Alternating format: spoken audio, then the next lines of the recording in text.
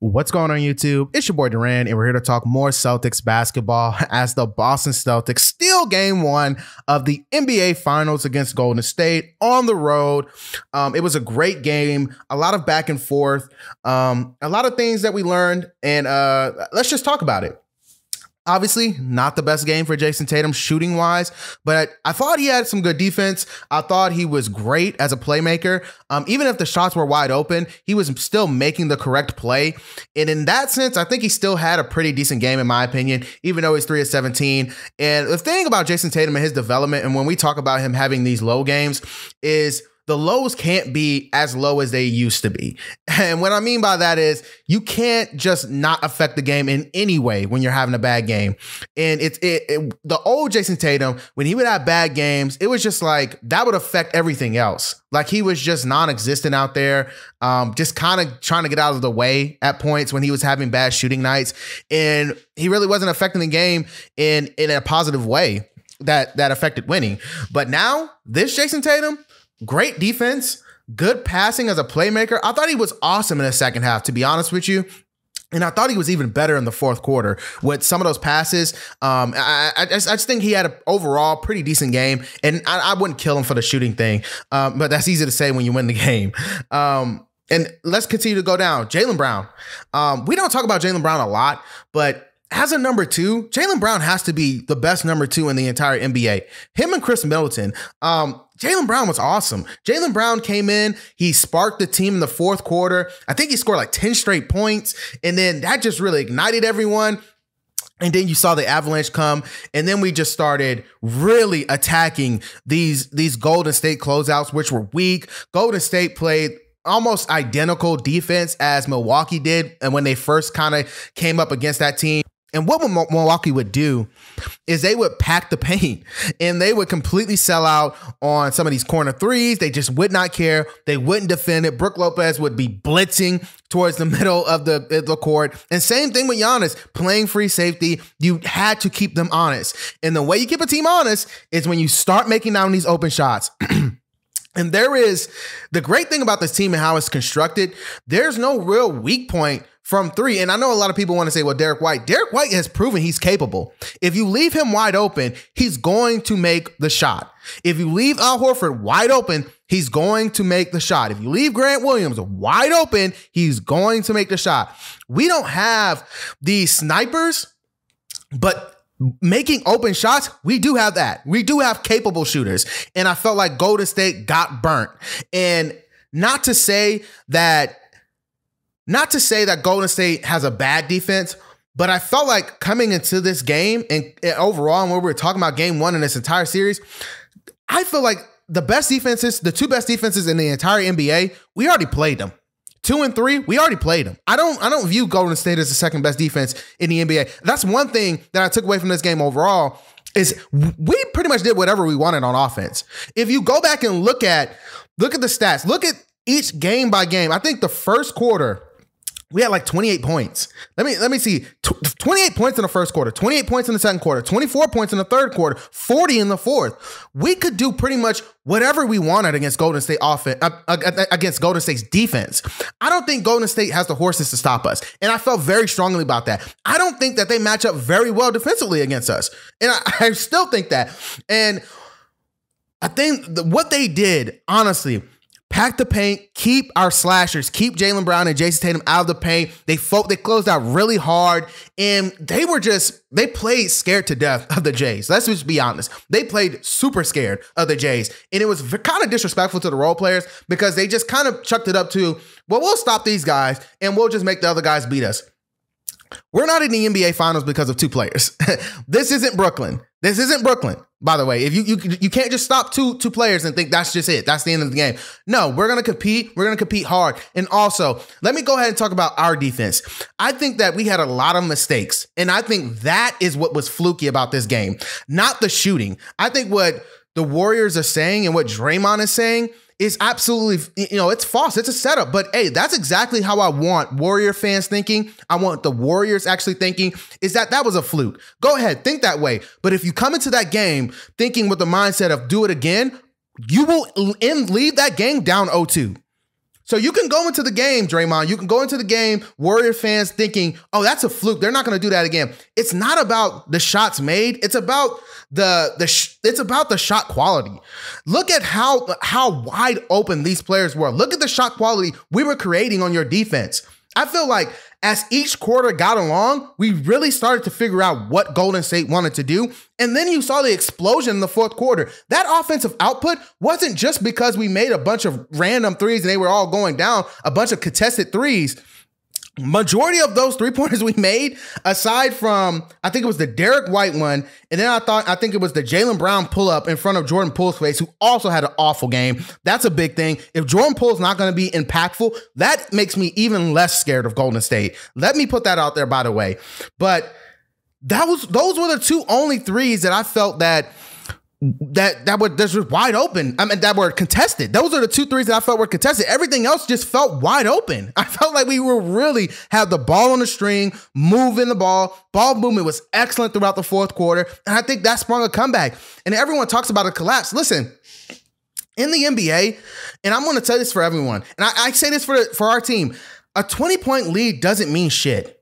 It doesn't. Coming out of halftime until the game is over, that is when the lead matters. Having a 20-point lead doesn't mean shit. In my opinion, when you get to 25 points, okay, that's when you've blown out a team. That's when you can kind of settle off the gas pedal and then you kind of just build it up and just make sure they stay at arm's length. But a 20-point lead, that's not shit. And Golden State had a 12-point lead going into the fourth quarter. I didn't think the game was over. I didn't think the game was over. I wouldn't even call that a collapse because there was so much time on the board. Like the game wasn't over. There was 10 minutes left. And even if people talk about a 15-point lead, Golden State was up 15 for like 30 seconds of the game clock. So like, honestly, I thought we always was in striking distance. And that tells you that we are competitive. We were not playing our best game. That's the fluky thing. The mistakes that we had in this game, that's what was fluky, and those are the things that they don't even want to talk about. But you know what else is fluky? And you can do the whole, oh, this is fluky, this won't happen again. You can do that, but also remember this. What is the likelihood of Steph Curry scoring 21 points in one quarter? What is the likelihood of Steph Curry shooting 50% from three again? Remember how many threes he takes in a game. What is the likelihood of him shooting 50% from three again? All right, then. What is the likelihood that Otto Porter plays that good again? What is the likelihood of that happening? Like you can do the whole thing back and forth about this player and this player and this, that, and the third. But the end point of it is this is the playoffs. Not every win is going to be the same. It just matters about getting the win. And that's bulletin board material. I promise you it's bulletin board material with the stuff that Draymond is coming out of his mouth. And I know he is just this open and candid person, but I feel like it's just a little disrespectful to just discredit it as just some fluky win or some fluky things like, look, they just made 15 out of 23. Those are the guys. You name three main players in our rotation. That destroys you. That is significant. And no one wants to talk about the fact that Golden State only scored 16 points in the fourth quarter. They were locked up. Is that fluky? Like, is everything about the fourth quarter fluky? Golden State fans, just tell me, is everything fluky? Draymond, tell me, is everything fluky from this game? In my opinion, like I said, every playoff game is different. You're not going to win every single playoff the exact same way. And if I've learned anything from this playoff run, is to not expect the expected. Don't expect the expected. Now, there's one thing that I expect to change is Jason Tatum. I think he's going to have a better game. I think he'll come out. I think I'm looking at 30 points for him in game two. I think we'll do a better job defending Steph coming out the gate of game two. And I know a lot of people talk about the drop coverage. I'm not that mad at it. It's just that they were dropping too far back. And that's the thing about it. When they started coming up a little bit, you started to see its purpose in that fourth quarter. And then they started to switch. And that's what I really love about this team is when we start to switch and then our fangs just come out. Like we really get after it when we're allowed to switch. When Rob's off the court, we got D White in and we are switching everything. I mean, that fourth quarter and we just took Golden State's heart. And shout out to Peyton Pritchard, man. Great defense. I think he had an 8 point, 6 rebounds, 6 huge rebounds, by the way, that he came in, played excellent defense against Steph Curry, played excellent defense against Jordan Poole. I think the unsung hero no one's talking about is Peyton Pritchard's minutes in the fourth quarter. He was great. He was great. And this is a great overall win. Regardless if we lose game 2, I think we're still in good shape. We stole home court. Now we just have to win our home games. That's now the ball game's over. Now the hard part's over. Just win your home games.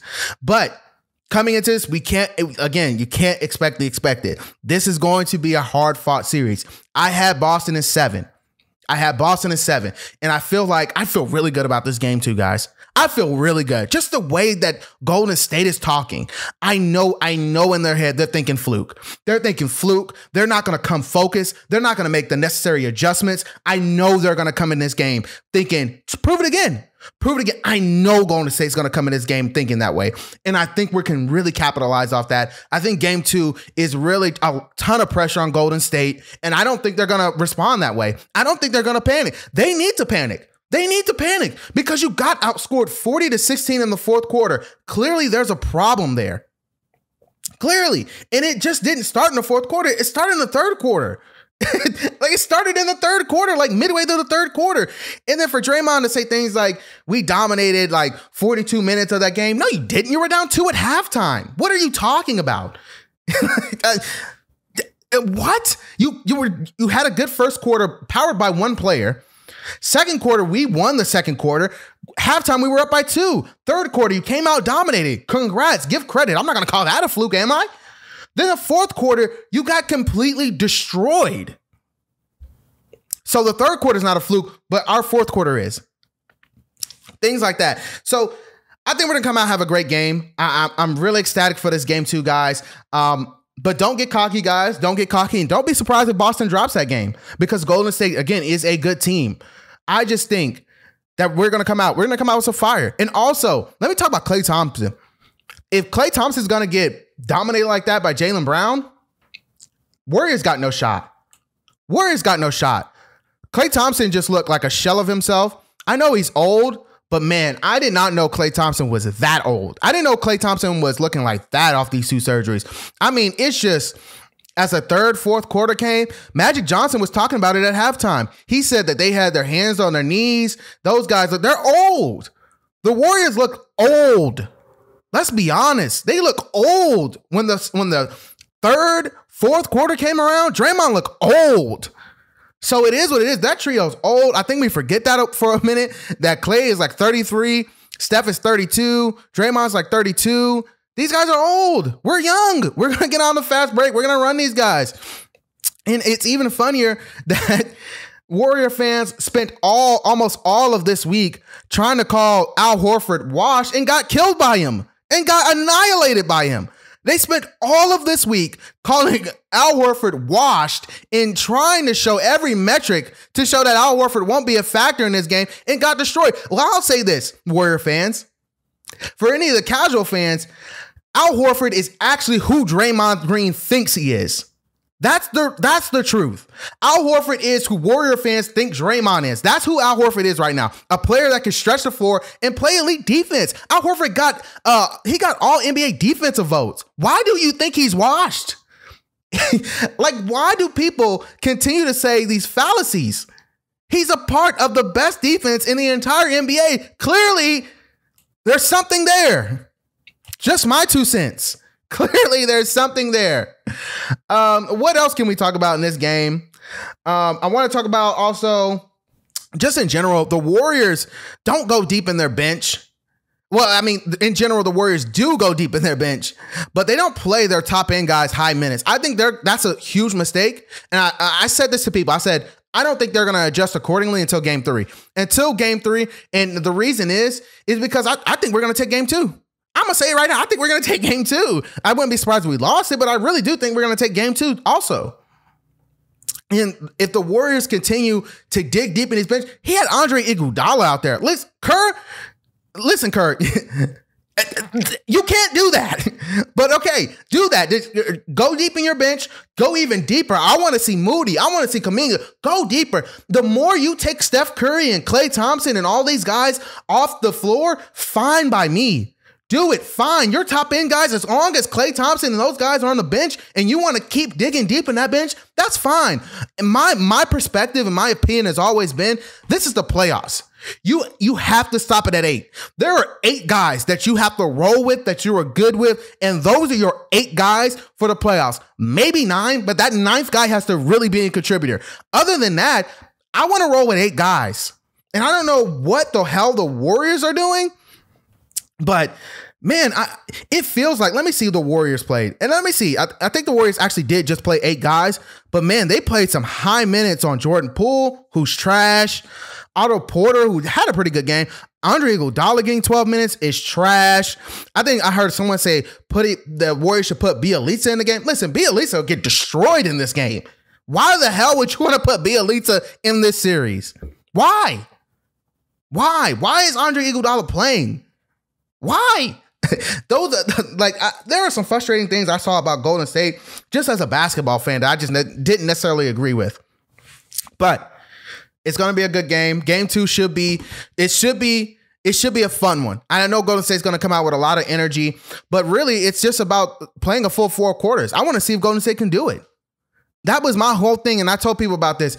Are you sure Golden State could play a full 4 quarters? A full 4 quarters. And everyone came into the series trying to call out Boston for being an inconsistent team. Listen, Golden State got blown out by like 100 to Memphis without John Morant. Golden State got blown out twice by Dallas. The first one, they actually came back and saved themselves. They were down by damn near 30. The second time, they got absolutely annihilated before the second quarter was over. So you want to tell me about inconsistencies? Fine. But the other side has inconsistencies themselves. They do.